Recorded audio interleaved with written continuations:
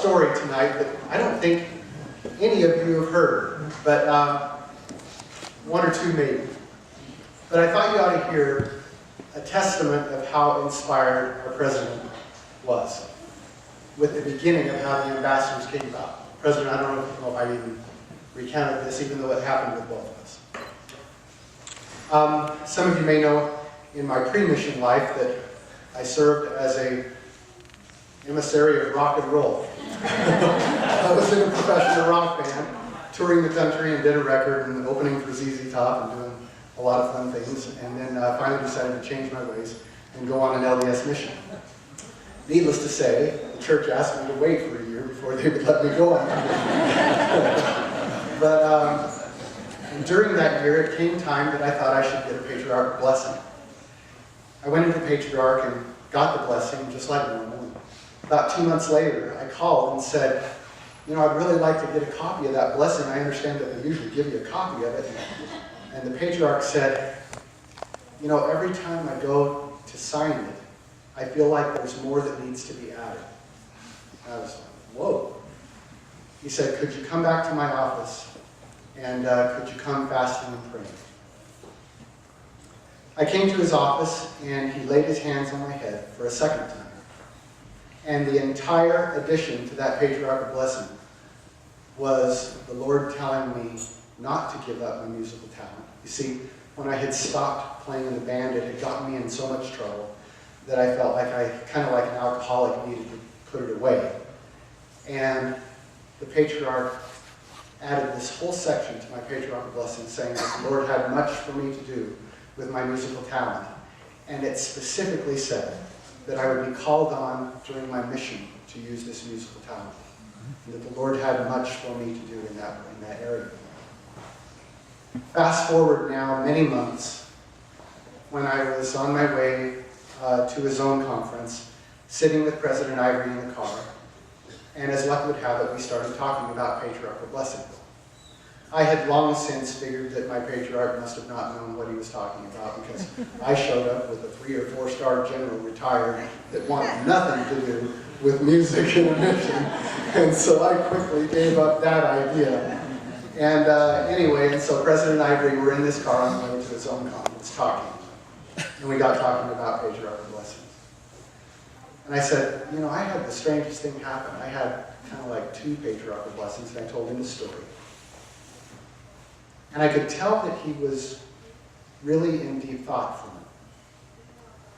And didn't like open up and say, all right, here's what's going to happen. I could just tell, you know, having been around him enough, that he was, the wheels were turning. And a few days later, I got released as his assistant. Thanks. One of those principles that he taught us, that you don't stay, you know, you go from this to this to this to this. Anyway, so he releases me and says, all right, I want you to serve as the zone leader to a musical zone. He says, and then he said, I have been having feelings that we need to do, and the way he described it, I'll never forget the words. He said, we need to have like a missionary variety show. You happen to remember that? I figured you probably had forgotten it, but it's seared in my memory because it was like, what? And he said, we need to have like a missionary variety show. He said, I want you to put together a zone of you and 17 missionaries. He said, basically, just go into that room where there's all the files, and I know you're going to find what you need to find. I was dumbfounded. I thought, this is incredible.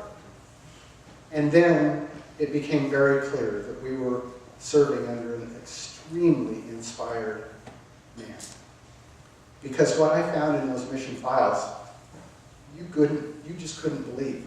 There were so many moments where I stood there just stunned at what I was pulling out, finding the youth national champion concert pianist, finding a singer-songwriter, Jameson Davis, finding a saxophone bass player that had played in the Hollywood Bowl. And I'm pulling these things out one by one, just going, oh my goodness. And as I'm starting to formulate this group of missionaries that would would become the ambassadors, the amazing thing is they were from so many different countries.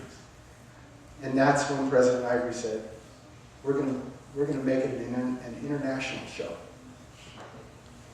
And then a seminary teacher from the high school that I had attended, but unfortunately had not gone to seminary very much, had written a song called Families Are Forever.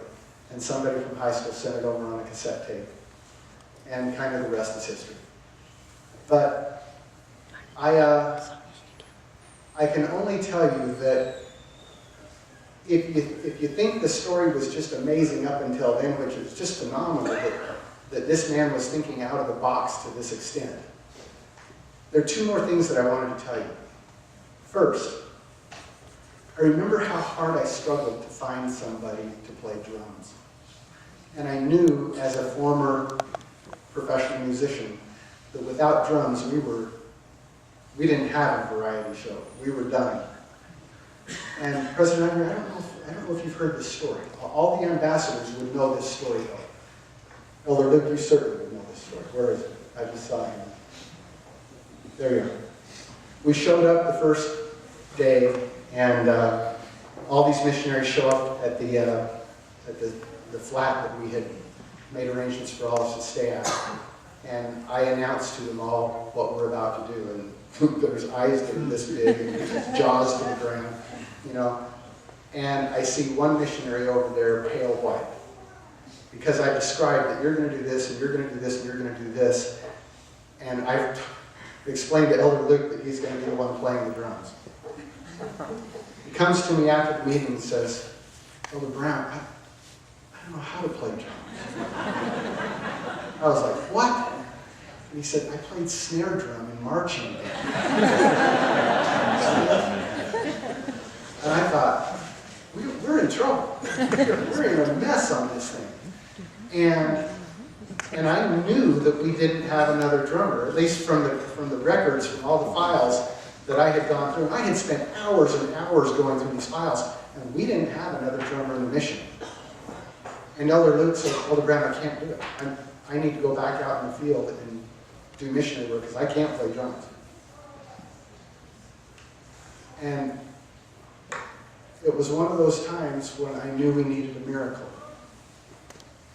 And we all got together and we all placed our hands on Elder Luke's head and gave him a priestly blessing to be able to play the drums. Those of you who saw him play know that Elder Luke figured it out pretty quick. And it's been something that I have never forgotten in my whole life.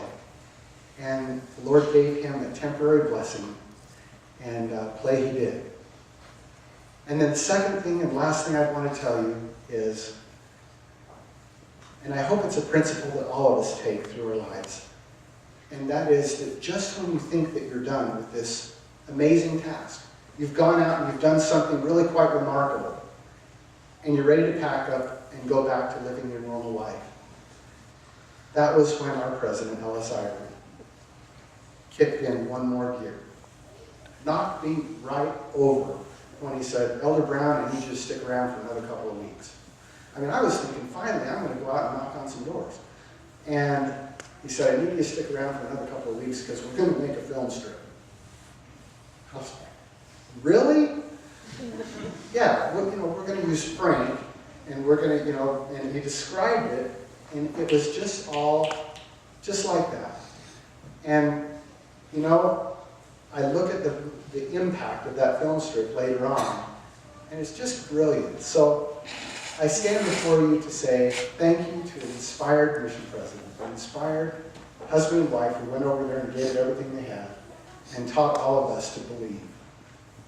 To believe in ourselves, to believe in God, to believe in each other, and to believe that we could do things that otherwise didn't seem at all normal or at all possible. And I, for one, along with many others, learned that when you believe to the level that this man believed, anything was possible. Thanks for